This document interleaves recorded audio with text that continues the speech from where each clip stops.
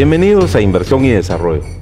En el marco del ENADE 2012, el encuentro empresarial Summa Cum Laude a nivel de Centroamérica y del Caribe, nos acompañan distintas personalidades.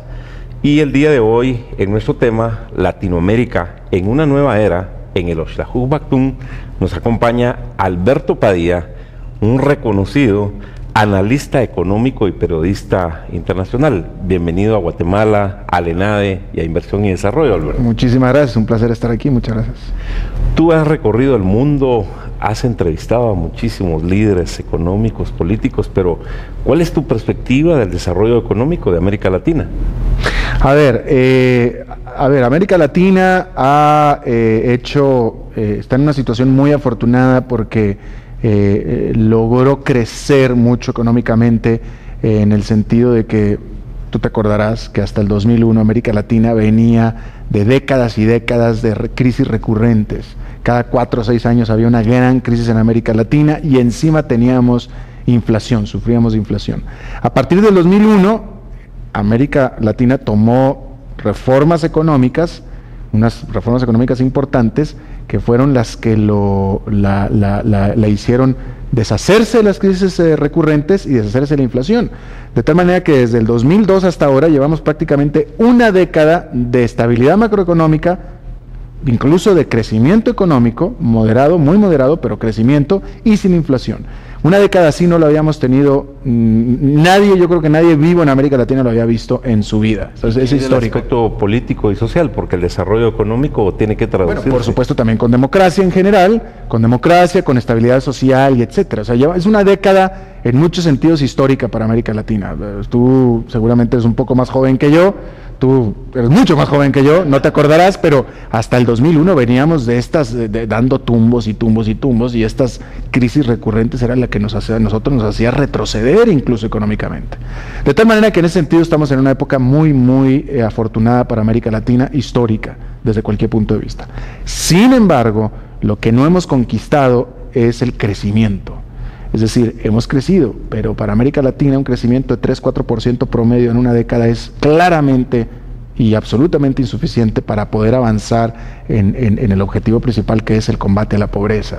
Y América Latina necesita tomar unas nuevas reformas para poder empezar a crecer a 9, 10, 11% durante una década al menos, para poder realmente avanzar en esa asignatura pendiente. Es lo que deberíamos de hacer como asignatura pendiente, como tú muy bien lo dices, pero ¿cómo visualizas ese futuro de América Latina, del Caribe? Fíjate que es una ironía, porque mientras que fueron propias decisiones, propias reformas las que nos llevaron a esta situación afortunada que acabo de describir, y con todo y que los latinoamericanos tenemos ya la experiencia de que reformas nos han traído bienestar, no hemos sido capaces de hacer una segunda generación de reformas para poder alcanzar este crecimiento del que yo estoy hablando, y en esa parte soy medio pesimista porque no veo que haya el momento, el impulso político para establecer estas reformas de segunda generación, así es que no veo cuándo va a poder suceder esto. Ahora, ¿cómo eventos magnos como el ENADE ayudan al desarrollo de los países de América Latina para el tema de propuestas, estrategias y políticas de mediano y largo plazo hacia el desarrollo? Bueno, yo creo que el primer paso para poder avanzar es, 1, el reconocer los problemas, y 2, empezar a proponer. Y en ese sentido el ENADE es muy bueno porque es un evento propositivo. Siempre hay una propuesta y definitivamente se reconocen y se ponen sobre la mesa los problemas. Eso es básico y es muy necesario. Lo que hay que hacer es hacer que esas propuestas se pongan a trabajar y que se traduzcan en algo, que generen mejoramiento, y que los gobiernos escuchen, que todo el país escuche, y que realmente se transformen en algo concreto, no nada más en ideas. El tema de la ENADE siempre se centraliza en la parte de reducción de la pobreza a través del empleo. ¿Qué estrategias debemos de seguir nuestros países y en especial Guatemala para la reducción de este tema muy importante para el cumplimiento de los objetivos del milenio? A ver, el empleo es básico y es fundamental, y para empleo necesitas inversión, y para inversión lo que yo lo pongo de una manera muy básica, es simplemente uno como guatemalteco, no hay que ser, o sea, porque uno cuando habla de inversión, uno está pensando en un rubio, ojo azul, gringo, europeo que va a venir aquí a la inversión, pero no, la inversión también puede ser por parte de los guatemaltecos. Entonces, si un guatemalteco tiene plata, la pregunta es, ok, si yo tuviera plata, ni siquiera hay que tenerla, simplemente si la tuviera, ¿qué necesitaría yo como guatemalteco si tuviera plata para poder poner un negocio? Primero que nada necesito la plata, pero si ya la tuviera, ¿cómo haría yo o qué necesitaría para poder establecer un negocio? Y entonces uno empieza a pensar, bueno, necesitaría yo tener certidumbre jurídica. Bueno, hay que encargarnos de que haya una reforma jurídica que dé certidumbre a la inversión. Necesitaría yo tener mano de obra capacitada, porque creo yo que los guatemaltecos, por ejemplo, no son lo suficientemente capacitados como para el tipo de negocio que yo quisiera tener. Bueno, entonces hay que establecer una reforma educativa para asegurarnos que los guatemaltecos no solamente tengan acceso a la educación, sino que tengan acceso a educación de calidad. Y empezar a llenar los vacíos a las preguntas que un inversionista cualquiera se haría. Y así es, llenando esos vacíos o contestando esas preguntas, es como los dólares, que es lo que necesitamos, solitos van a empezar a venir a invertir aquí a este país. Necesitamos dólares, euros, libras esterlinas, yenes y por supuesto muchos quetzales y pesos también, por supuesto. Ahora, Alberto, tú durante tu carrera por décadas has tenido oportunidad de entrevistar a Bill Gates, a Donald Trump, Larry Ellison, a un sinfín de personalidades a nivel político, económico y social. Pero necesitamos de un nuevo liderazgo para sacar adelante a Guatemala, a la región, a América Latina. ¿Qué deben hacer los empresarios que no hayan hecho para que aprovechemos esta segunda década del siglo XXI, el siglo XXI, donde hay toda una serie de fortalezas, de oportunidades, pero que se traduzca en un desarrollo real? Mira, es un tema bien interesante y bien importante el que tú dices. Una cosa que yo alabo y alabé desde la primera vez que llegué a Guatemala hace más de una década, y es así mismo también en Centroamérica, es el involucramiento de los empresarios. Yo, no nada más en Guatemala, en el resto de Centroamérica también. Centroamérica es una región en la que yo, muy pronto, la primera vez que vine, me di cuenta que los empresarios son gente realmente preocupada y comprometida con un cambio positivo en estos países, y eso es fundamental. Yo creo que el empresario, yo estoy convencido, no creo, estoy convencido de que el grupo empresarial o el empresario como grupo debe ser alguien metido y involucrado en la política y en el desarrollo de un país. Esa parte es fundamental. Sin embargo, con tristeza he visto que, a pesar de que este requisito indispensable se ha cumplido aquí en Guatemala, en el sentido de que los empresarios están muy metidos, y hago este hincapié porque no es así en todos los países de América Latina. Hay muchos países en los que los empresarios simplemente no tienen nada que ver en la política, y eso está mal. Y hay varios países, no los quiero mencionar por no hacer escándalo, pero realmente hay países en los que los empresarios no están involucrados, y obviamente son países que son bastante pobres. Pero bueno, volviendo al caso de Centroamérica, una cosa que me frustra un poco es que, a pesar de que yo veo a los empresarios muy involucrados, no he visto que haya todavía habido la diferencia en desarrollo económico que yo hubiera esperado ver de un país donde los empresarios están involucrados. Entonces hay una desfase ahí entre el involucramiento de los empresarios y los resultados en desarrollo económico que estos países están teniendo. Y los resultados es que todavía Guatemala sigue siendo, y Centroamérica sigue siendo, una de las regiones más pobres de América Latina. Y entonces hay un desfase, hay un desacople que yo no alcanzo a entender todavía dónde está, pero que tiene que resolverse para que empiece a funcionar este asunto, ¿no? Tenemos un excelente liderazgo del sector empresarial, pero también falta voluntad de la clase política y la transparencia, donde se están perdiendo más de un 25% de los recursos del Estado. Vamos a un corte y luego continuaremos con Inversión y Desarrollo. Inversión y Desarrollo, con Luis Velázquez, los invita al primer Congreso Internacional de las Ciencias Económicas en la ciudad de Quetzaltenango, Guatemala, el 7, 8 y 9 de noviembre del 2012, avanzando hacia el desarrollo.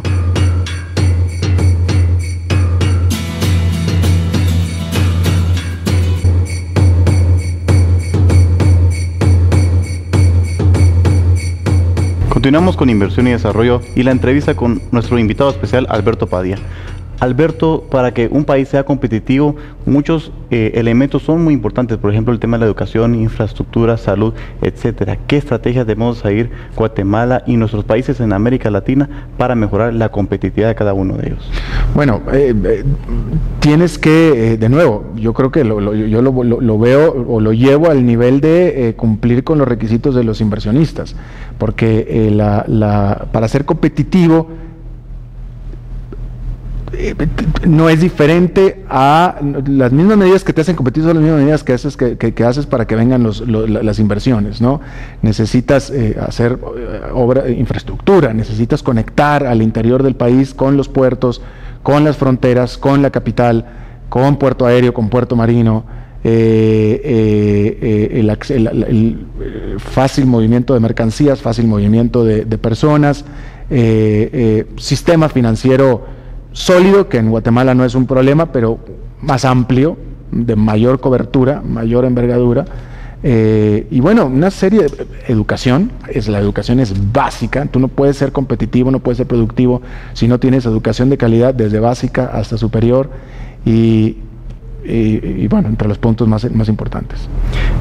La humanidad ha vivido diferentes siglos, por ejemplo, la parte del Renacimiento, el oscurantismo, donde han habido décadas donde han subido, han bajado, pero ¿qué nos ofrece ahora el siglo XXI para poder desarrollarnos en América Latina? Bueno, a ver, bueno, pues estamos en una revolución tecnológica, ¿no? Con el Internet y con todo este mundo virtual que ahora existe, y lo que hace aún más apremiante incluso en la generación de ideas. Porque ahora este mundo ya cada vez está siendo más virtual, y cada vez el usar la cabeza, el generar ideas, se hace cada vez más primordial. Fíjate cómo en América Latina, no es un problema nada más de Guatemala, pero en América Latina todavía somos productores de materias primas, es decir, somos productores básicos. ¿Sí? En América Latina la gran masa de nuestra producción, lo que nosotros exportamos, lo que nos hace vivir, nuestro modus vivendi, es lo que genera la tierra. Lo que genera la tierra en la forma de petróleo, en la forma de agricultura, en la forma de minería. Pero el latinoamericano trabajamos muy poquito con las manos y mucho menos con la cabeza. Y ya deberíamos estar mínimo empezando a trabajar con las manos, ya ni se diga con la cabeza. Hay muy poca generación de ideas en nuestra América Latina, en toda, muy poquita, y necesitamos mucho más industria del conocimiento, y para eso necesitamos de nuevo educación. Entonces, una cosa es el poder asegurar el ingreso de dólares por medio de lo que produce la tierra, pero eso no nos garantiza a nosotros el desarrollo, ni mucho menos. Nosotros en América Latina todavía nos falta muchísimo para poder empezar a usar todos nuestros recursos plenamente, usar las manos, usar la cabeza. Todavía estamos muy atrasados en eso. China, la India están mucho más adelantados, y todavía no veo en América Latina en general que haya el momento, como estaba diciéndose hace un rato, como para que se estén tomando decisiones o medidas políticas para ir en esa dirección. Inversión en educación, creación, en la innovación. El empresario es el elemento más social que existe sobre la Tierra, así lo definía Peter Drucker en Harvard. ¿Qué debemos hacer para involucrar más el concepto de responsabilidad social empresarial compartida, por supuesto, porque las empresas no son el gobierno? Es decir, que el gobierno es el responsable de llevar salud, educación, seguridad, pero también los gobiernos locales, como los gobernadores, los alcaldes, y en el concepto de la responsabilidad social empresarial a la hora de crear una hidroeléctrica, un proyecto minero, petrolero, en la agricultura, en el área industrial. ¿Cómo visualizas ese aporte de la responsabilidad social empresarial en el desarrollo de un país? A ver, primero que nada, yo creo que debe haber un Estado fuerte para que pueda haber reglas claras y que se puedan establecer.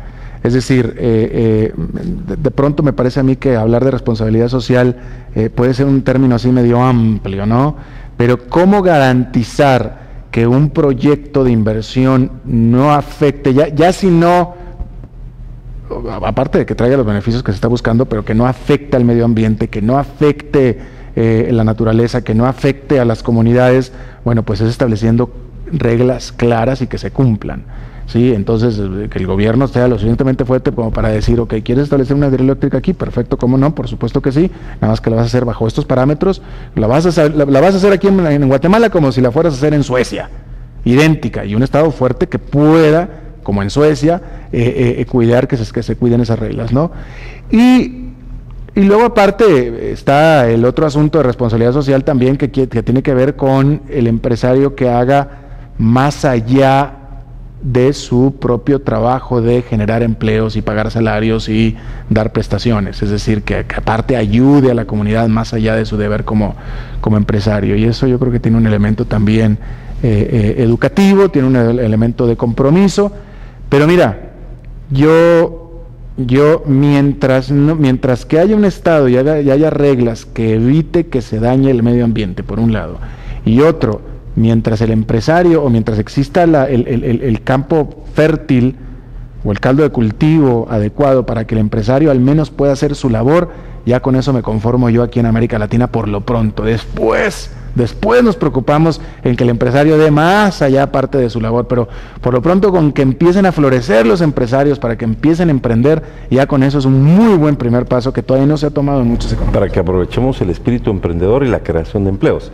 Dentro de las personalidades que tú has entrevistado, gente del Fondo Monetario Internacional, Banco Mundial, Banco Interamericano, Programa de Naciones Unidas, el tema de los objetivos del milenio que está muy cercano a cumplirse. Guatemala y muchos países de América Latina no vamos a alcanzar el cumplimiento de esos objetivos. ¿Cómo visualizas ese trabajo en equipo de todos los sectores de la sociedad para alcanzar los objetivos del milenio, que eso se traduzca también en un elemento de competitividad, desarrollo económico, desarrollo social y desarrollo humano? Es que los objetivos del milenio no son más que los objetivos del desarrollo económico. O sea, es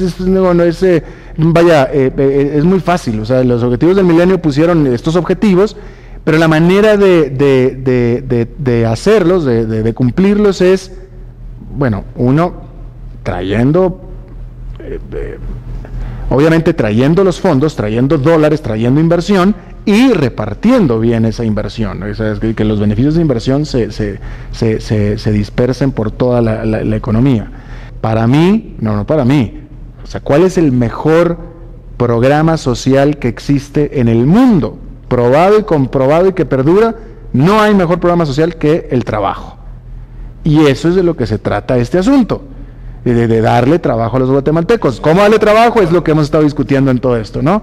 Entonces, o sea, ¿qué prefiere un pueblito pequeño o la comunidad pequeña en Guatemala? ¿Prefiere que vaya el gobierno y le regale comida y le regale todo, o que existan las condiciones adecuadas como para que una planta productora limpia, adecuada, planta productora o algo pueda generar empleo a la gente del pueblito? Yo creo que la gente del pueblito va a preferir tener la oportunidad de trabajar si es que la pueden tener, ¿no? La gente es trabajadora. Y así sacaste de la pobreza a ese pueblito. Correcto. Y no quiere regalos y no quiere programas politiqueros. Quiere programas institucionales. Que esos son los objetivos del milenio. O sea, el objetivo del milenio es eso. Acompañado de capacitación, tecnificación y ante todo que haya habido una buena educación. Vamos a un corte y luego continuamos con inversión y desarrollo.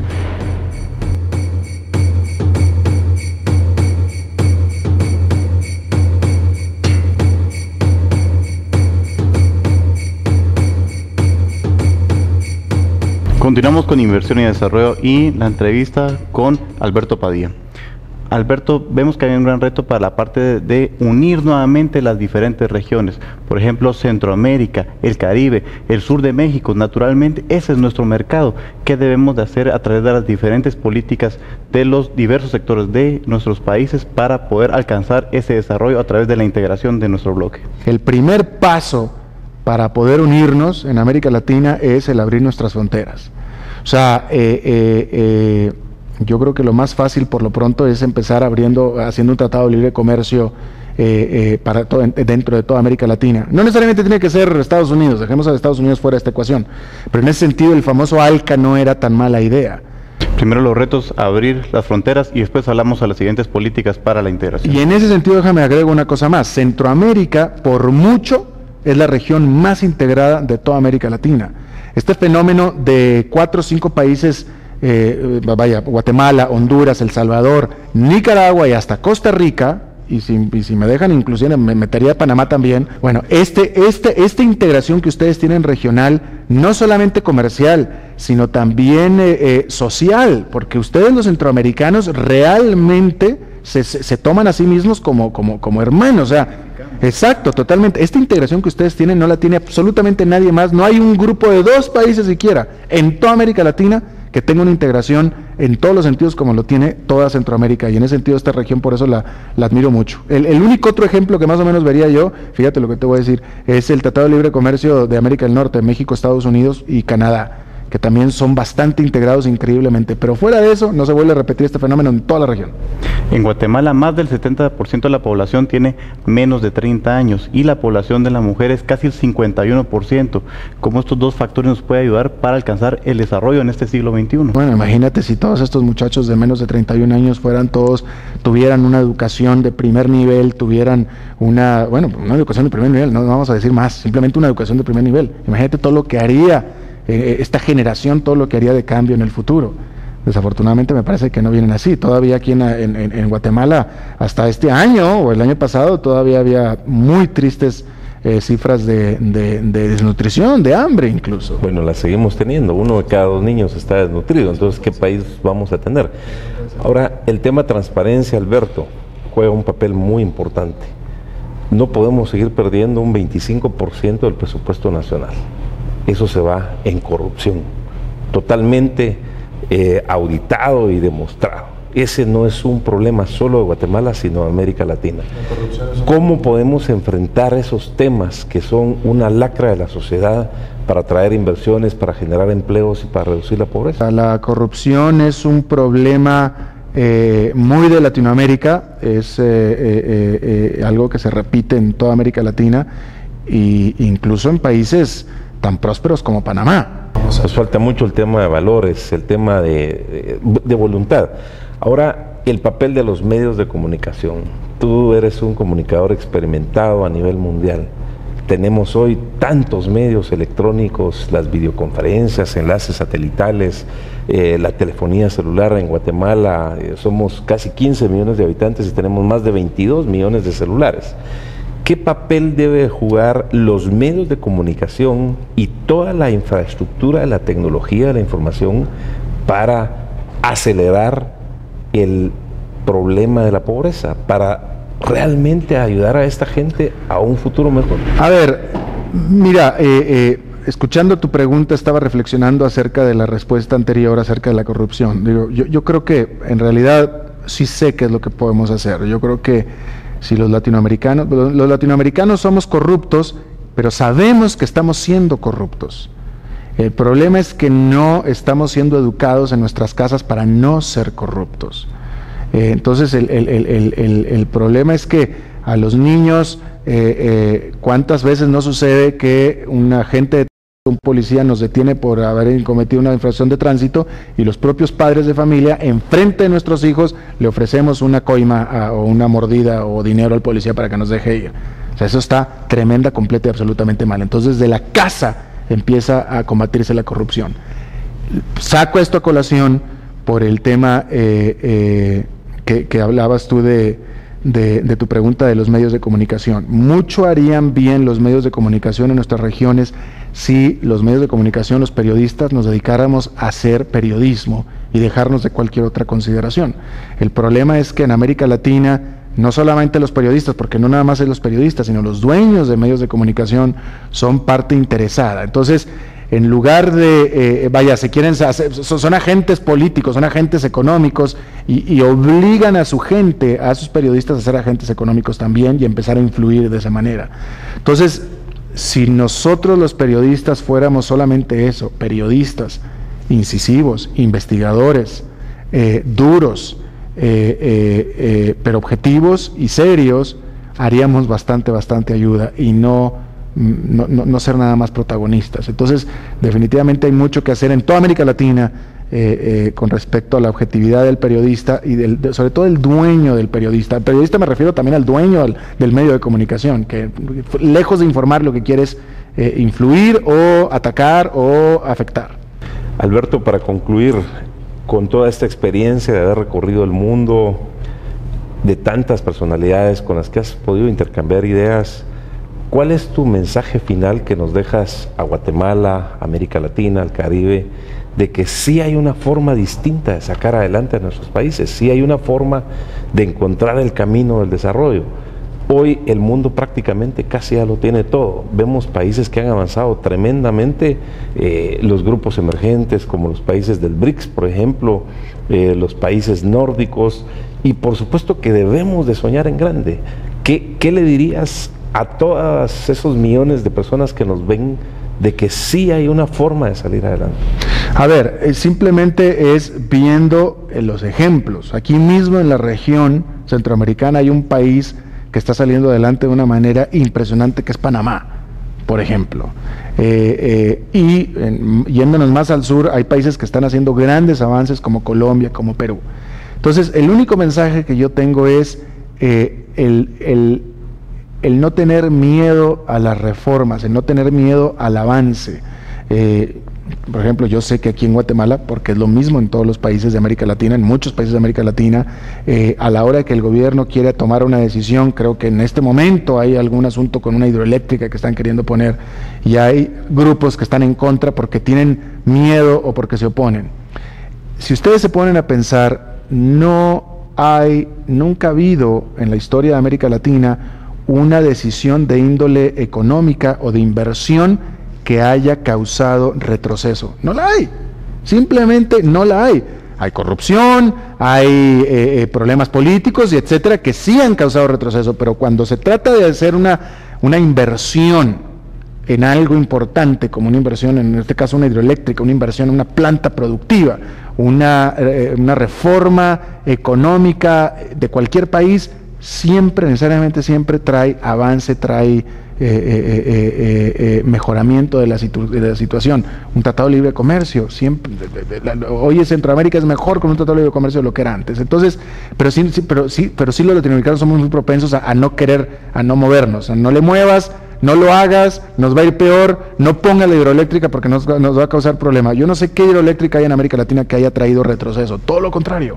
Energía es desarrollo. Sí. Es pura desinformación al final de cuentas, ¿verdad? ¿Qué ha pasado? Bueno, y reitero, no ha habido una represa que se haya construido en América Latina, no hay un ferrocarril que se haya construido en América Latina, no hay una hidroeléctrica que se haya construido en América Latina que haya traído retroceso. Siempre ha sido avance, siempre. Entonces no tengamos miedo a esto.